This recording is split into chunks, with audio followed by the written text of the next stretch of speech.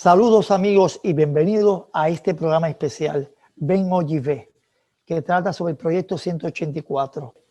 Queremos agradecer a Vicente Martínez, gran estilista puertorriqueño, siervo de Dios, que nos hablará de su testimonio y de la transformación de Dios y el Espíritu Santo en él. Le damos la bienvenida. También al doctor Juan Moreira Vidal, neurólogo. También le damos la bienvenida a la doctora Angie González, psicóloga, y al juez pastor Jorge Lucas Escribano.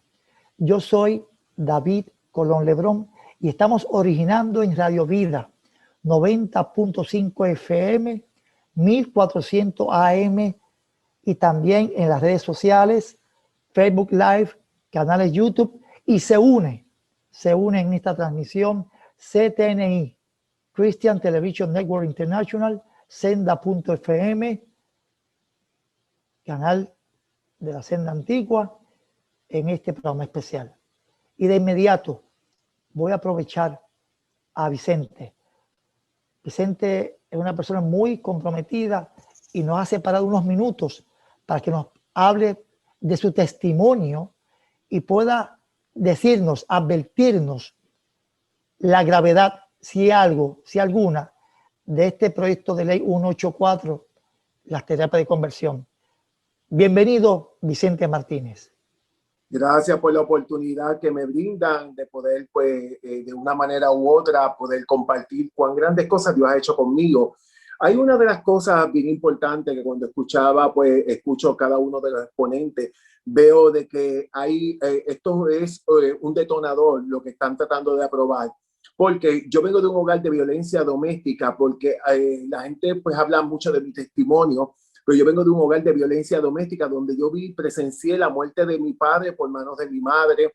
Pasé en mi casa nos criaron a través de diferentes religiones, desde espiritismo, ocultismo, diferentes cosas. Y a los 11 años, mientras mi mamá trabajaba, yo tuve una experiencia sexual porque mi mamá hizo 3 años bajo probatoria después del crimen que había pasado con mi papá, porque era por violencia doméstica y era en defensa propia. ¿Qué sucede? Cuando yo tengo 11 años, tengo una experiencia sexual con un vecino que tenía 50 y pico de años y eso me marcó. ¿Qué sucede? En ese momento yo entendía que ese era el amor de un padre.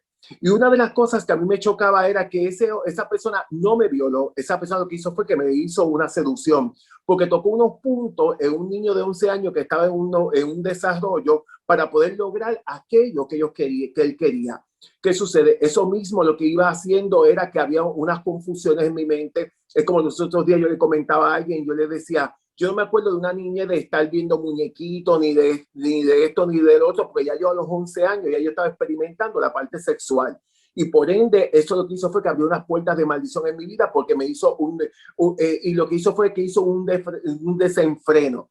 ¿Qué sucede? Hubo un momento dado que en la adolescencia empecé yo a entender que dentro de mi cuerpo, o a pensar que dentro de mi cuerpo estaba encerrado el espíritu de una mujer.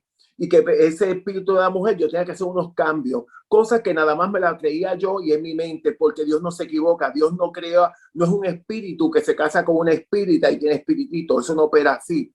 ¿Qué sucede? En medio del proceso y de esa confusión yo empiezo a utilizar hormonas. ¿Qué pasa? Las hormonas, yo lo que quería hacer era una mujer. Empiezan a experimentar unos cambios en mi piel, empiezan a experimentar unos cambios en la parte de mi pecho, empiezan a generarse unas masas a través de los diferentes tipos de hormonas. Donde yo las conseguía, iba a la farmacia porque hay muchos medicamentos que te los venden sin receta. Y yo pedía esta Premarin o Estiveltrol o Produtón o diferentes tipos de hormonas, y lo que hacía era que me puse adicto porque yo entendía que a través de las hormonas me podía ver, al verme como una mujer, me podía ver más elegante o me podía ver más guapo. ¿Qué pasaba? Porque yo tenía un complejo de feo, yo tenía autoestima bien baja. ¿Qué sucede? En medio de ese proceso, yo lo que empezaba era inyectarme hormonas yo mismo en mi crecimiento porque yo quería ser una mujer. ¿Qué pasa? Viene mi mamá, le da un cáncer terminal, mi mamá muere y yo tomo la decisión de vestirme de mujer las 24 horas.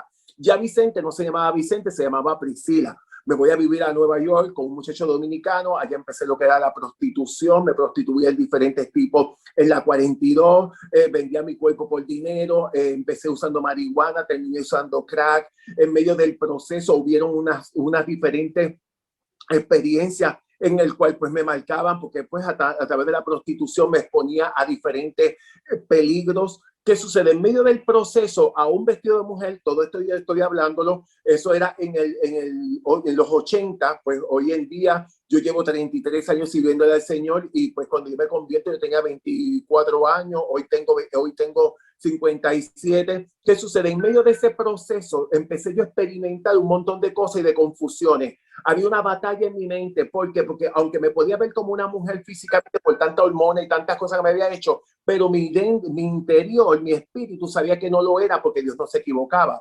¿Qué sucede? Muchas veces traté de experimentar, hacerme, ¿cómo dice? El cambio de sexo, sabía y hablaba con diferentes compañeros y amigos y me decían a mí, cuando que ya se habían hecho el cambio de sexo, decía, es que cuando tú te haces el cambio de sexo, tú te sientes que tú no sientes nada, no hay nada dentro de ti, sientes un vacío, sientes un hueco, es como tener el sexo y no sentir nada. ¿Qué pasaba? Toda esa misma cosa lo que iba haciendo que iba creando unas confusiones.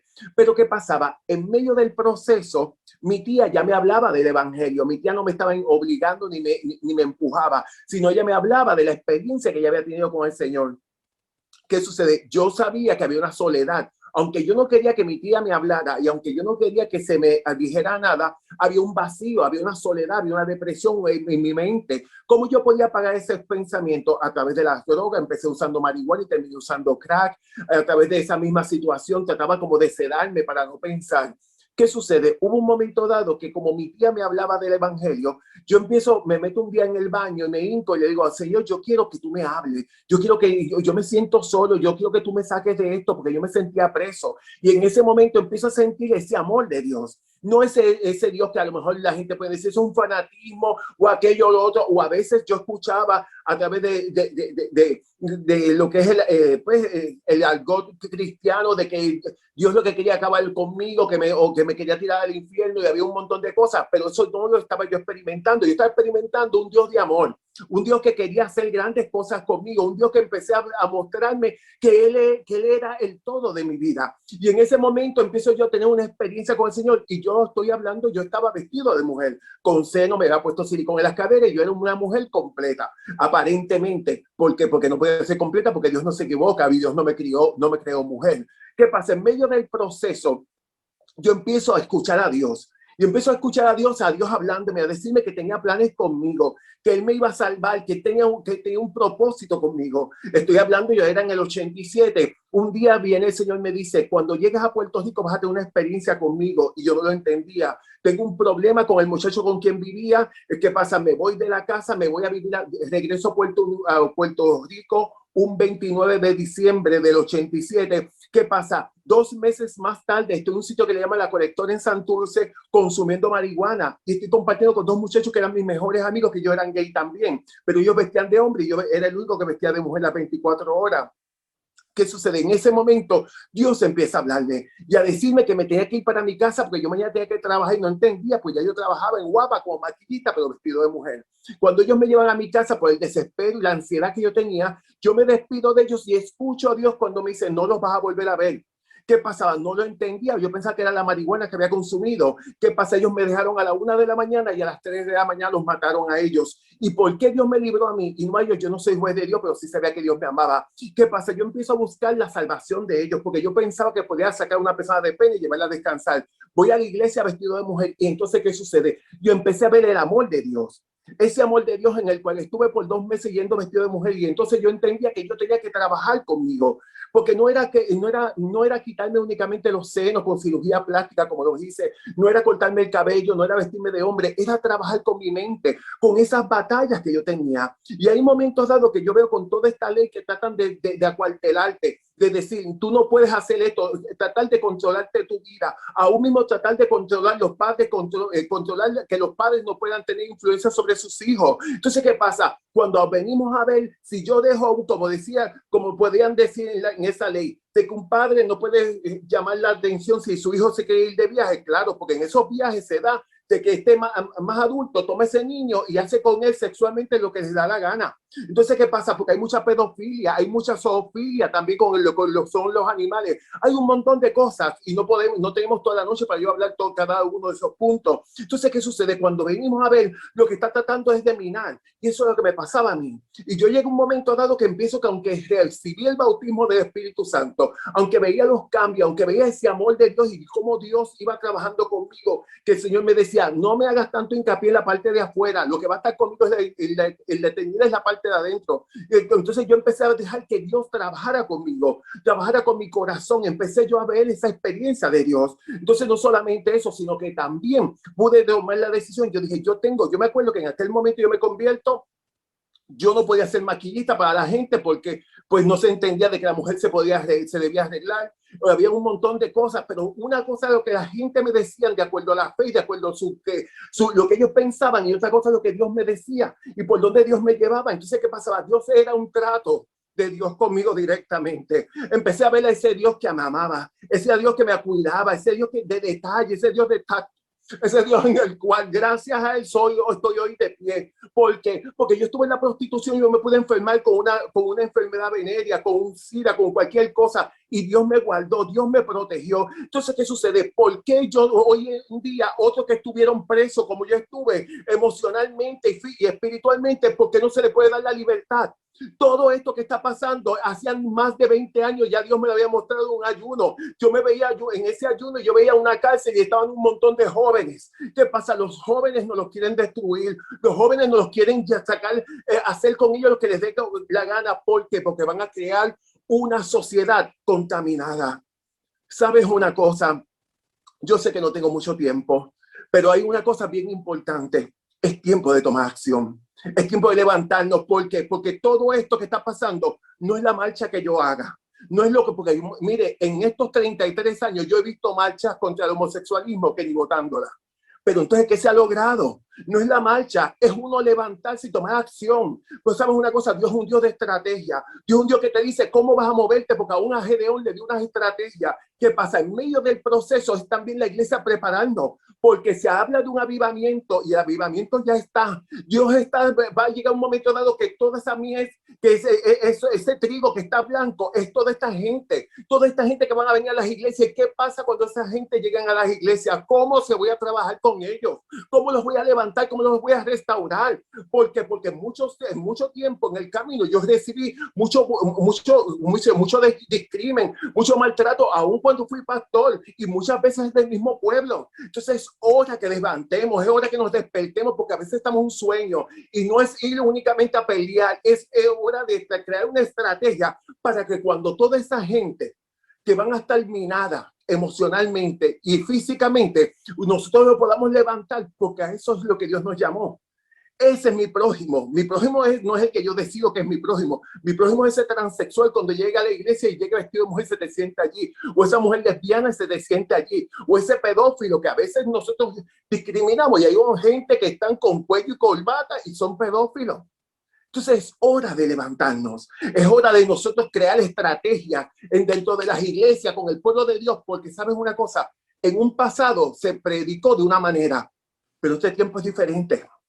Yo estoy estudiando en la universidad y veo cómo todo esto del humanismo, de todo esto, lo que está influyendo en las mentes. A cada uno le dejo caer mi bomba, porque sabes una cosa, es tiempo de pensar en la actualidad, con las estrategias de ahora, pero y la sabiduría que Dios te ha dado. Vicente, aprovecho la coyuntura. Si te dieran la oportunidad de hablar en las vistas públicas del Senado del proyecto 184, ¿qué le dirías a los legisladores? Nos ha dado una palabra directa a la iglesia de levantamiento, pero si fueras parte de esas vistas públicas, ¿qué palabras? ¿Qué le puede decir a los legisladores que quieren aprobar este proyecto 184? ¿Qué le dirías para que no lo aprueben? Una de las cosas bien importantes, a veces se está buscando la gente, es como sentirme de que puedo, para cuando tenga el próximo cuatrenio, tengo unos votos, tengo que ser, no me sale la palabra ahora, buscar, acomodarme a eso. ¿Qué pasa? A la hora de verla nos estamos dando cuenta que estamos destruyendo una sociedad. Esos mismos agentes que ellos están aprobando esta ley tienen hijos, tienen sobrinos en el cual pueden pasar esto. Entonces después que yo la apruebe, automáticamente no me puedo hacer ciego, porque por algo Dios los ha puesto donde los ha puesto. A veces tienen unas posiciones que dicen, espérate, como dice, yo voy a hacer valer los derechos, pero ¿qué de derecho? ¿Qué derecho cuando estos jóvenes hoy en día están pasando con unas depresiones, se están suicidando? Jóvenes en el cual no saben si se acuestan con un niño o una niña, o tienen dos novias, o tienen dos novios, o se acuestan con un animal, porque todo es amor. Entonces, ¿qué pasa? Ya no es QLT, no, ahora es más, es Fox. Que Fox es que tú no sabes lo que tú quieres, pero lo que tú te acuestas con lo que es. Entonces, ¿qué es lo que está pasando? Entonces nosotros como pueblo de Dios automáticamente tenemos que ponernos en la posición de guerra, y posición de guerra no es gritar, no es ir a hacer esto, es pararnos y decir, no, usted sabe una cosa, esto es así, porque llega un momento dado que aunque ellos están buscando congraciarse, es la palabra, con esta gente, yo salí de ahí.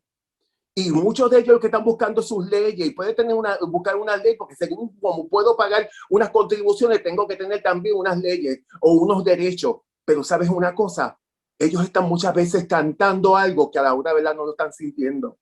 Sabes, por mucho tiempo la iglesia se levantó y los atacaba con amor. ¿Qué pasa? Hoy en día ellos se levantan a atacar la iglesia.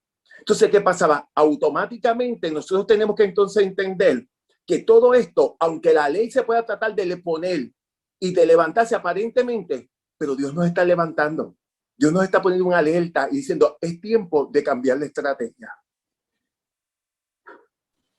Vicente, yo puedo seguir contigo mucho tiempo porque no solamente hablas y expresas, sino que también ministras.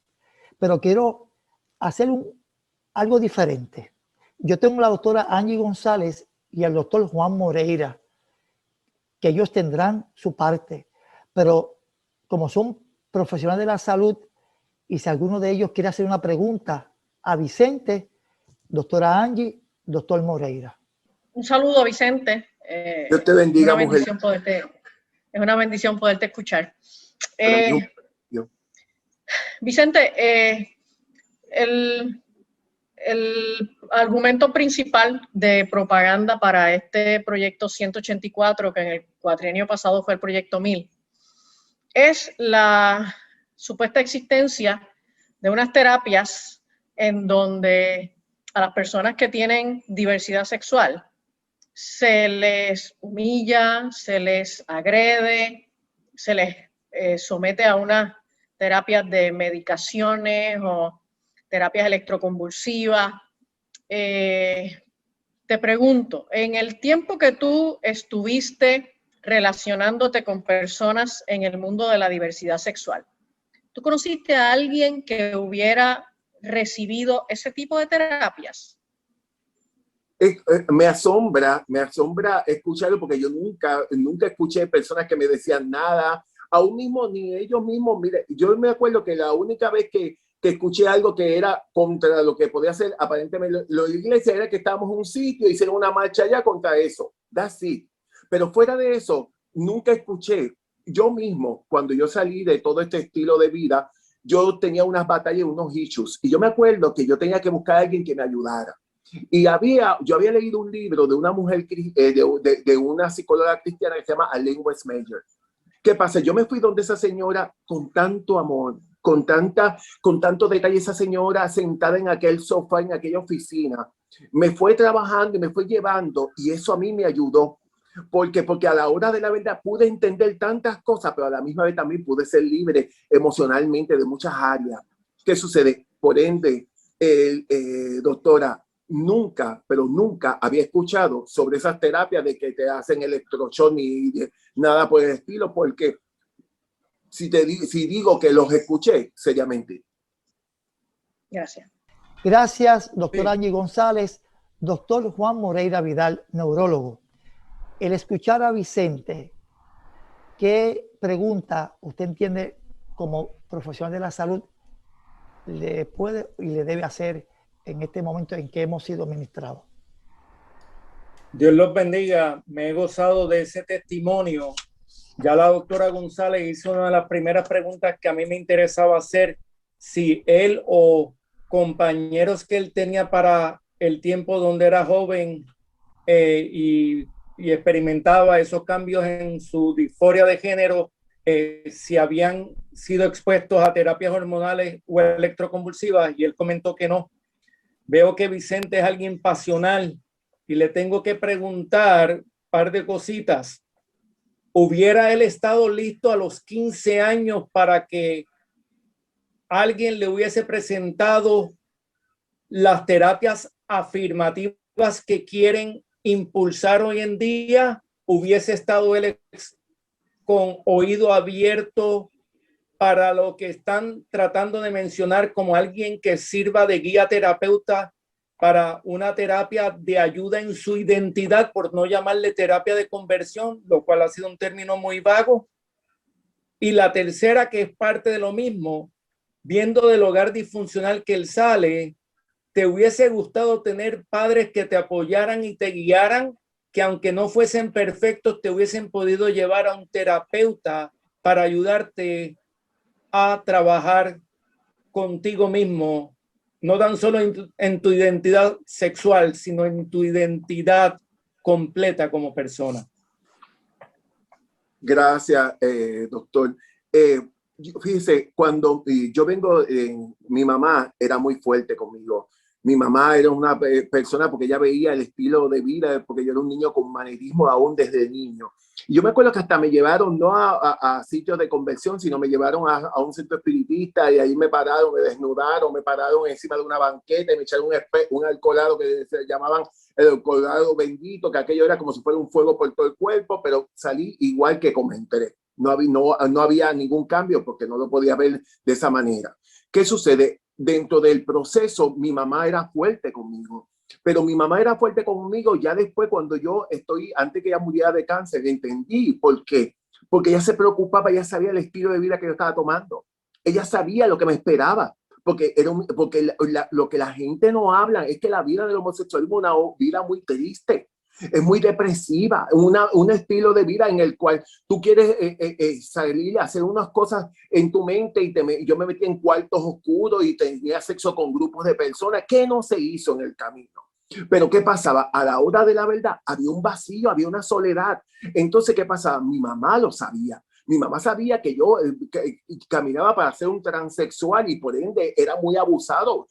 ¿Cuántas veces no me escupieron a la cara? ¿Cuántas veces no me cogieron con spray de pimienta? Me rociaron con spray de pimienta. Aún los guardias me cogían por estar en prostitución en la 15. Entonces mi mamá estaba tratando de cuidarme eso. Y eso es lo que pasa con esta terapia de conversión. Si yo como padre o yo como hijo, yo no tengo hijos, nunca me he casado, pero si yo como padre o como hijo quiero automáticamente, entonces amo a mi hijo, yo quiero que no le pase nada de eso. Y no es porque quiero que sea hombre ni porque quiero que sea mujer, es que sabemos ese estilo de vida, las consecuencias que trae. Entonces, ¿qué pasa? Hoy en día se quiere que no se le hable a ese joven. Entonces, ese joven con 15 años, ¿qué decisión yo puedo tomar con 15 años?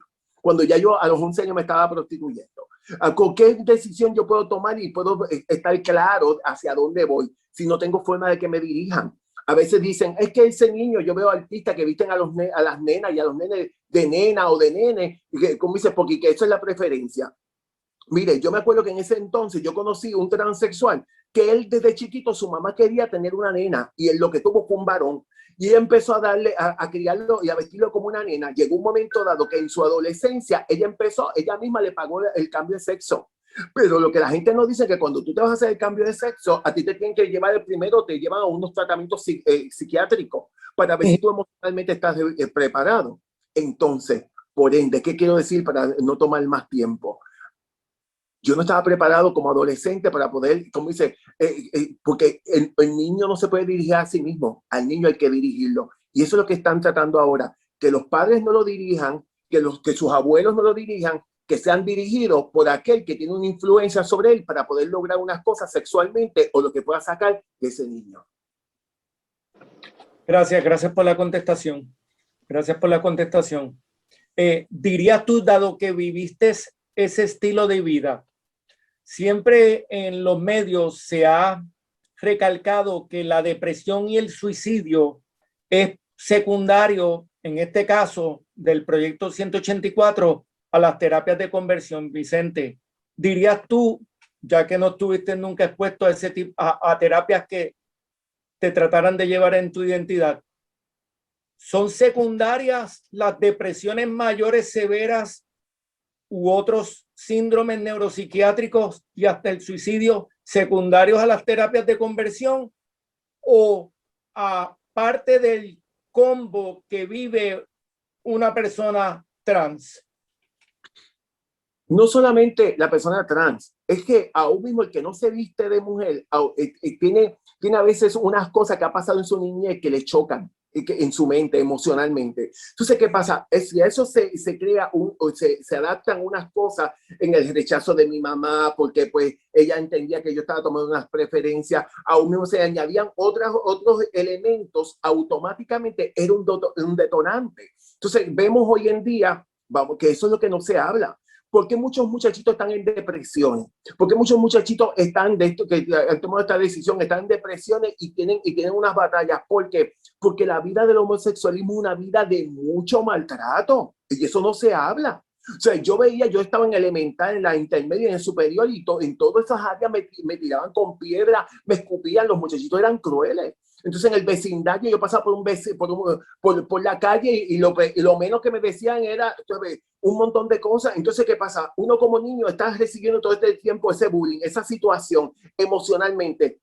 ¿Qué mente puede trabajar con eso? Entonces, los niños principalmente de hoy en día, que son niños a veces más frágiles que los niños de antes, porque los niños de antes estaban en la calle y era sobrevivencia, ahora los niños son muy sobreprotegidos. Entonces, el ser tan sobreprotegido, mire, yo estoy estudiando administración de empresas y la maestra me dijo a mí, mira, es que yo estaba hablando algo de que pues, era maquillista y pues mi testimonio, y ella me dice, mi hijo también va a ser maquillista porque va a ser trans, y ella era como lo más normal. O sea, como diciendo, él va para la plaza del mercado a comprar un peso de naranja. Entonces, ¿qué sucede? Entonces uno ve que ya la gente se ha ido aclimatando con tanto mensaje que se ha llevado. ¿Por qué?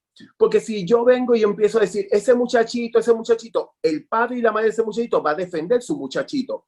Pues claro, por ende, el muchacho no se ha expuesto al bullying y a la situación, pues yo voy a defender y voy a apoyarlo, pero no necesariamente ese apoyo lo va a ayudar a poderse levantar. Gracias por tu... Doctor, gracias. Este programa ha sido uno especial, porque si se han dado cuenta los amados hermanos que nos ven por las redes sociales, en televisión, escuchan en la radio, están haciendo una terapia, una entrevista post-conversión. Y yo estoy aquí emocionado. Yo me estoy deleitando. En vez de ser el periodista, estoy siendo ministrado. Porque tanto la doctora Angie González como el doctor Juan Moreira, que en estos minutos que nos quedan, nos van a dar su definición de todo este proyecto, escuchando a Vicente, Vargas Vidot, María Lourdes Santiago, los senadores, Joan Rodríguez, todos los senadores de Puerto Rico deben prestar atención de la seriedad de esto. Están penalizando, criminalizando, yo estoy afirmando, porque no es así lo que dice Vicente, es lo que afirma Vicente. Es un daño en general a un pueblo. Y queremos alertar. Ya Vicente dijo, podemos marchar. Las marchas pueden que hagan o no efecto, pero hay que levantarse. Hay que hablar de frente y con amor.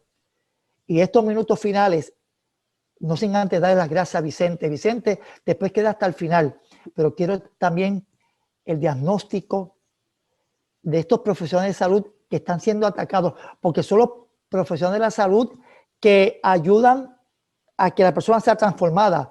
No es para que se mantenga gay, porque no van a multar ni penalizar al profesional de la salud que te diga, si tú quieres ser gay, sé gay. No, van a penalizar a una doctora Angie González, a un doctor Juan Moreira, a pastores y a los padres. Adelante, doctora Angie. Sí, gracias, David. Mira, el proyecto 184 del Senado pretende prohibir que las personas puedan trabajar con los asuntos de su sexualidad en una dirección específica. Básicamente lo que plantea es que si una persona quiere moverse hacia la diversidad sexual, esa persona pueda ser ayudada en terapia mediante los llamados modelos de afirmación de la homosexualidad.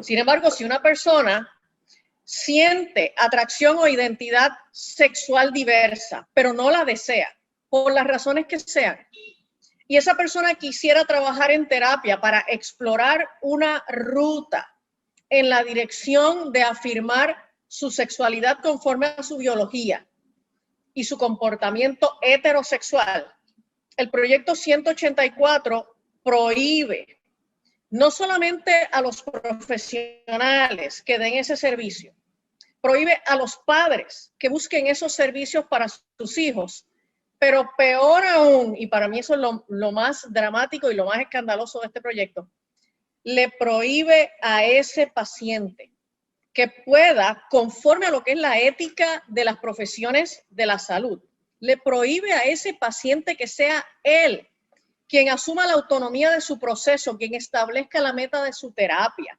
En psicoterapia, en consejería, ningún ente externo al proceso de psicoterapia puede imponerle a un paciente cuál tiene que ser la meta de tu tratamiento y cuál tiene que ser el destino final de tu proceso.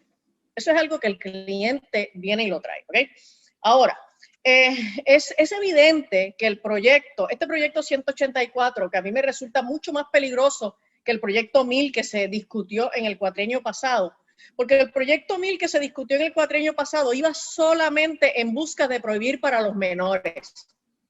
El proyecto 184 en este momento busca prohibir para menores y para adultos, impidiéndole a un adulto que haga el libre ejercicio de su voluntad, de su libertad, impidiéndole a un clínico, a un profesional que haga el libre ejercicio de su libertad de expresión, porque ya los tribunales en Estados Unidos han concluido que el discurso, el contenido de una conversación terapéutica constituye una libertad de expresión de ese clínico y no se puede considerar como una mala práctica profesional. Así que este proyecto es bien peligroso. Este proyecto lo que hace es que le amarra las manos a los pacientes, le amarra las manos a los clínicos y le amarra las manos a los padres, violentando el derecho de cada uno de ellos. Interesantemente, la definición que hace el proyecto 184 acerca de qué cosas son las terapias de conversión es extremadamente abarcador, muy ambiguo, y establece que es cualquier esfuerzo, cuán amplio eso resulte, para ayudar a una persona en la dirección de que pueda alinear su sexualidad conforme a su naturaleza biológica. Y ya en la ciencia, ya en la literatura y en las organizaciones que representan a los profesionales en el área de la psicología, ya hay unas definiciones establecidas de qué cosa es la terapia de conversión y no es para nada lo que establece el proyecto 184. Por lo tanto, mi llamado a la legislatura en este momento con respecto al proyecto 184 es que el proyecto 184 es insalvable. Por donde quiera que uno lo mire, el proyecto 184 es insalvable y yo recomiendo que ese proyecto los legisladores le voten en contra y que sencillamente descartemos esto, principalmente ante la realidad, que no han podido demostrar que sea lo contrario, ante la realidad de que en efecto en Puerto Rico no existe un problema de profesionales o de religiosos, si vamos a ampliar el scope de esta problemática, no existe en Puerto Rico esa cosa de que uno le esté llevando los hijos o esté llevando a personas adultas a donde alguien que implemente unas terapias que constituyen maltrato, que constituyen humillación, que son coercitivas, que son un método de agresión o de tortura contra una persona para cambiar su sexualidad.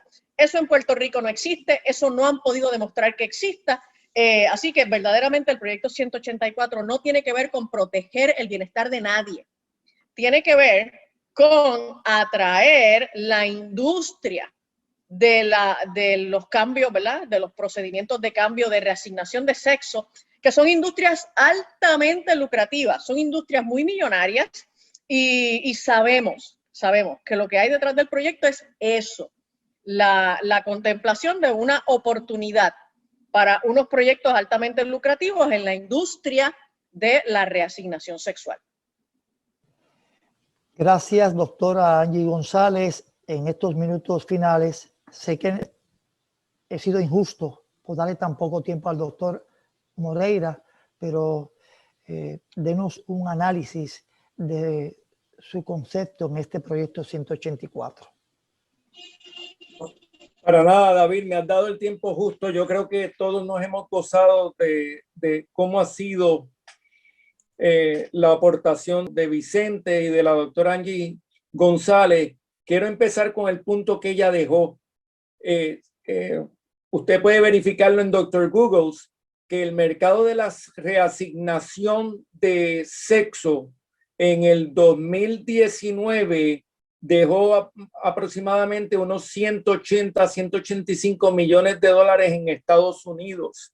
Se calcula que en 5 años, o sea, para el 2026, esto va a estar en unos 1.500 millones de dólares. ¿Okay? No se está diciendo que los senadores están siendo influenciados. Estamos hablando de que hay una estructura global que está influenciando a toda la sociedad hacia estos pasos. Pero yendo a lo científico, porque mi aportación tiene que ser una científica, el primer problema es que no es lo que se está diciendo, es lo que no se está diciendo, como bien han señalado. ¿Para qué se va a mencionar en la página 14 a 16 sobre una política de tratamientos en menores si lo que se está hablando es un proyecto de terapia de conversión? Entonces, uno tiene que visualizar que la puerta es: voy a prohibir la terapia de conversión y por ende eso obligar a la terapia afirmativa, de que todos tengamos que navegar por esa corriente. Eso quiere decir que un muchacho que exprese unas identidades, sean lesbianas, homosexuales, se van a definir a los 3 o 4 años como si un individuo evolucionara por completo desde esa edad. Quiero también recalcar que aquí en este proyecto no estamos discutiendo si uno nace o no nace homosexual o lesbiana o transgénero. Aquí lo que estamos hablando es la posibilidad de que se coarten los derechos de ciertas personas que sí han visto en unas terapias, sean psicológicas, sea por consejeros o sean por ayuda espiritual, el que quieran volver a la identidad que está asociada a su biología sexual. Hay un punto bien importante de lo cual podrán visualizar una foto de la madurez cerebral. En el cerebro humano, distinto a lo que mucha gente se cree, no termina de madurar a los 14, 15 años, cuando usted ve a ese muchacho de 6 pies con músculo o a esta muchacha con un cuerpo regio, bailarina o gimnasta o hasta baloncelista, cualquiera de los dos. No, en ese momento tal vez hay una biología que se ha desarrollado, pero el cerebro humano se termina de desarrollar a los 25 años. ¿Qué sucede? Que en esos últimos 10 años, en las partes que se están trabajando, sobre todo son las áreas frontales del cerebro. Esas áreas frontales del cerebro se dedican al juicio, se dedican a poder visualizar, a tener la capacidad de visualizar las decisiones que tengan consecuencias futuras. Quiere decir que a los 15, 16 años está muy reportado por entidades como el doctor Melvin Lanus, como la de doctora Elizabeth Sowell, de instituciones como Yale, como Harvard, que el cerebro del adolescente es un cerebro altamente emocional. Va a tener la pasión para que la idea que tenga en ese momento, quererla lograr. Pero estás también sumamente probado que ese cerebro no está capacitado para tomar esas decisiones, sobre todo decisiones futuras que sean irreversibles. Los estudios donde se fotografiaron los cerebros de niños de 5 años, de 15, 12, 15 años y de personas de 20, 25 años son claros de que ese desarrollo no se ha terminado de dar. Por ende, decir lo que ha sucedido en otras partes del mundo, que un niño está capacitado y empujarlos por una red hacia unas terapias afirmativas, realmente distan mucho de la ciencia. No tan solo eso, se ha visto en artículos médicos lo que se llama en inglés el watch and wait. Y esto es bien sencillo, como dice, observe y espere. ¿Qué vamos a observar y esperar? Que como la sexualidad es un fenómeno fluido, el pensamiento que alguien tiene a los 10 años tal vez no es el mismo pensamiento que tiene a los 20 años. Y se ha observado que muchas de estas personas que tienen una tendencia hacia la atracción por personas de su mismo sexo cambian de parecer 5 o 10 años después, cuando ya están maduros en la adultez. Estamos hablando de hasta un 85%. Hay estudios hasta de la Universidad de Vanderbilt que han publicado dicha información. Entonces, ¿por qué tenemos que prohibir ciertos tipos de ayuda para aquellas personas como Vicente que estaban interesados? Vamos a simplificar esta discusión en personas que han mencionado que se nace, pero es que también hay literatura donde indica, como el ejemplo de Vicente, que hay personas que han sido abusadas, que sí podían tener unos manerismos desde niños y que al ser abusadas o seducidas a una edad tierna, desembocan en otras características o conductas de una sexualidad de atracción hacia su propio sexo.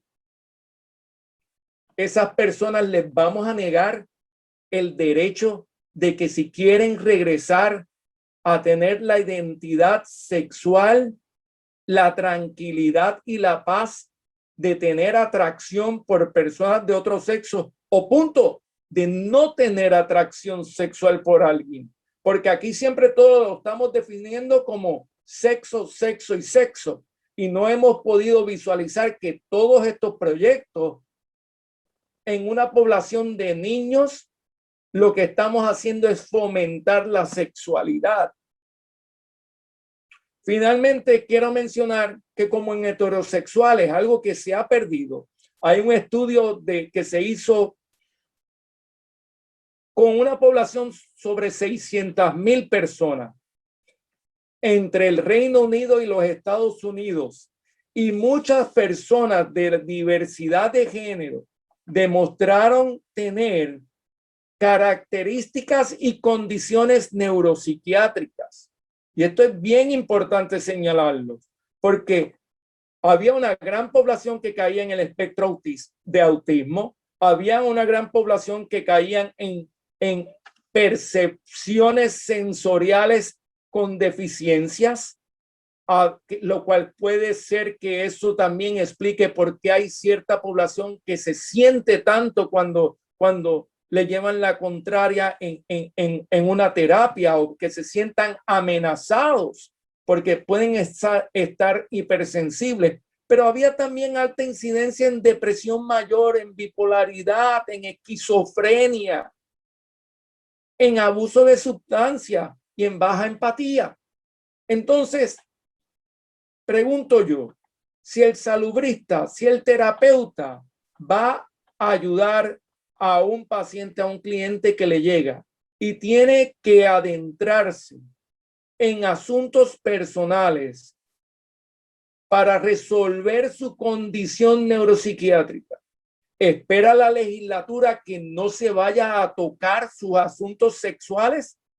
Y si ese terapeuta entiende que está asociado el problema psiquiátrico con el de la identidad en el caso de ciertas personas, ¿no se podrá entonces ofrecer? Este proyecto es sumamente peligroso en ese sentido, porque como salubristas nosotros estamos prácticamente dirigidos a tratar de ayudar y sanar. Nosotros no nos podemos fijar en los blancos y en los negros. Nosotros tenemos que ver todas esas tonalidades de grises que puedan ayudar a un ser humano en un momento dado. Pastor juez Jorge Lucas Escribano, la peligrosidad de la aprobación del proyecto 184. Se dice que hay maltrato de los padres con los niños. Se dice también que se criminaliza. El pastor juez Jorge Lucas Escribano, adelante. Pues David, gracias por esta oportunidad de poder hablar desde el punto de vista jurídico de lo que es este proyecto del Senado 184 que se presentó ahora el 9 de febrero del 2021 ante el Senado para tratar de enmendar dos leyes. Una es el Código de Salud Mental y la otra es la ley sobre seguridad y bienestar y protección de menores.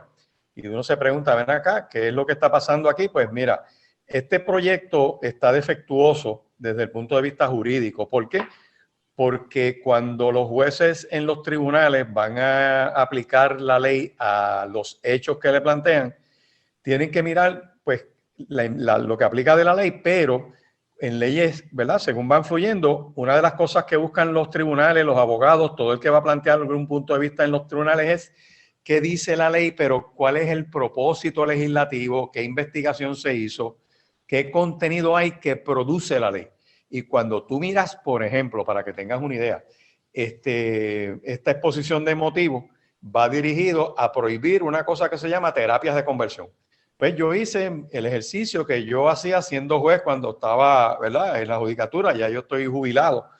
Empecé a buscar y busco, por ejemplo, que en el campo de la psiquiatría, cuando tú hablas de conversión, una de las cosas que va a salir es Freud con las histerias y una serie de cosas que no tienen que ver nada con lo que se está discutiendo. Y tú buscas qué es lo que se quiere prohibir de acuerdo al discurso público. Pues mira, se está hablando de prohibir terapias de shock, se está hablando de prohibir internalización, se está hablando de prohibir castración, para modificar conductas de personas en términos generales. En este caso de este proyecto, a personas que tengan atracción hacia el mismo sexo. Cuando tú oyes eso, todo el mundo tiene que decir, mira, vamos a oponernos a eso porque eso es tortura. Eso es algo que actualmente no se practica porque eran prácticas que se hacían en los años 30, 40, pero eso no se practica hoy en día. Pero lo que han hecho es, al presentar este proyecto, seguir una estrategia que es la misma que se hizo para los matrimonios del mismo sexo, que es que tú tomas una definición que era correcta en un momento dado como terapia de conversión, como los electroshocks, y dices, mira, esto hay que prohibirlo, pero ahora le añades, mira lo que dice el proyecto, terapia de conversión es también conocida como terapia de reorientación sexual, terapia reparadora, terapia ex-gay y esfuerzos de modificación de la orientación sexual, entre otros esfuerzos. Así que lo que nunca fue terapia de conversión como tal, en el aspecto gráfico que se quiere prohibir, se le está injertando. Lo otro que hace este proyecto en la exposición de motivos es que menciona una serie de asociaciones que muchas de ellas no se han puesto de acuerdo con una definición de terapia de conversión. Tú le preguntas a un grupo, le pone un énfasis particular, le pone otro énfasis particular. Así que cuando es un caso le llega un juez, el juez tiene que decir, bueno, ¿qué es terapia de conversión? ¿Qué pasa? Que en este proyecto tocan la puerta para meterlo legal y dicen, mira, ha habido unos tribunales y unos estados en Estados Unidos que ha permitido esto, lo ha legalizado y menciona una serie de casos que permite la prohibición de la terapia de conversión y le impide a los profesionales entrar en este tipo de dinámica donde agarre a una persona y la guíe, la influya de alguna manera a que viva conforme a su biología, conforme a su identidad física. Pero este proyecto no menciona un caso del Tribunal Supremo muy bueno, que es el caso de Becerra, National Institute versus Becerra, que en ese caso el Tribunal Supremo de los Estados Unidos afirmó que el professional speech está cobijado bajo la primera enmienda de la Constitución de los Estados Unidos. O sea, nadie le puede prohibir a un psicólogo, a un trabajador social, a un psiquiatra que entre y hable y le diga y opine a un paciente su opinión o su visión particular sobre lo que es la sexualidad. Eso está protegido bajo la primera enmienda. Y eso no lo menciona este proyecto de ley, que de hecho la decisión fue en el 2018. Todos los casos que te cita este proyecto de ley son anteriores al 2018. Así que ya eso te va anunciando que esto está mal. Pero hay una cosa interesante que yo quiero tocar como terapia de conversión. Mira, lo otro es que va dirigido a menores de edad. Este proyecto habla nada más que de menores de edad. Si tú agarras un jovencito o un niño que tenga alguna atracción para gente del mismo sexo y un papá dice, mira, lo voy a llevar al terapeuta o al psicólogo para que lo trabaje, para que se oriente conforme a lo que es su biología, ese padre estaría cometiendo un delito porque estás enmendando la ley de menores, de protección de menores, para decir que el que haga esa terapia de conversión, padre, lo puedes acusar criminalmente por delito grave. Otra de los defectos que tiene este proyecto es que deja fuera lo que es terapia de conversión también, que es lo que están haciendo, metiéndole hormonas, metiéndole testosterona, el intento de operar y cambiar quirúrgicamente a menores de edad. Este proyecto va en línea con legalizar esa práctica, porque te dice que si tú tienes un niño que está atraído a su misma sexualidad biológica por otro del mismo sexo que él, no puedes impedirlo, lo tienes que afirmar y lo tienes que validar en ese tipo de conducta. Y cuando tú sigues mirando este proyecto, es contradictorio que enmiende el Código de Salud Mental. ¿Por qué? Porque ya la homosexualidad no es una enfermedad en el DSM-5 ni en el 4, en el 3 sí, pero en el 4 y el 5 no. ¿Por qué tienes que tocar la ley de salud mental para tratar a menores de edad? Es como volver a declarar los pacientes mentales. Estoy hablando del punto de vista filosófico del proyecto, no de lo que jurídicamente es. Y una de las cosas que tú vas a ver aquí es que hacen dos cosas. Amenazo a los profesionales de la salud enmendándoles el Código de Salud Mental, diciéndole no hagas esto porque te puedo quitar tu licencia. Y lo otro es que amenazo a los padres con meterlos presos si buscan ayuda para sus hijos. Y cuando tú miras lo que sigue diciendo este proyecto, por ejemplo, en el artículo, quieren enmendar el artículo 41, que habla de tratamiento médico. Escucha bien esto, David, y gente que nos está escuchando. Para brindar cualquier tratamiento médico, excepto intervención quirúrgica, a un menor no será necesaria la autorización de los padres. Cuando se requiera una intervención quirúrgica o cirugía, será suficiente la autorización de uno de los padres con patria potestad. En caso de que ambos padres se nieguen a dar su consentimiento para dicho tratamiento, cualquier familiar, así como médico o funcionario del hospital o trabajador social o técnico del departamento de la familia puede peticionar una orden al tribunal. Me detengo ahí. Está sacando a los padres del medio. Te voy a dar un caso fácil. Una jovencita de 16 años que quiere que le den tratamiento médico porque ella se siente hombre. Los padres no lo van a poder impedir. El terapeuta no va a poder influenciar en la persona para que espere a su adultez para tomar esa decisión, porque el proyecto va dirigido a menores.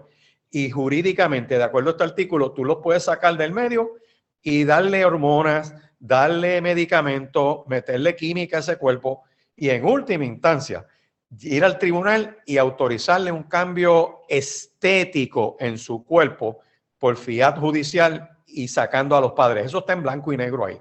tú sigues leyendo la página 15 de ese proyecto, te dice que el departamento está facultado para tomar decisiones o autorizar o realizar cualquier acto que sea a beneficio del menor. Y aquí te doy, como por ejemplo, que eso tú nunca lo ves en un proyecto, en el texto de la ley, da un ejemplo dentro de la ley, dice, para que éste salga de Puerto Rico de vacaciones o permiso para participar en actividades deportivas, recreativas y educativas.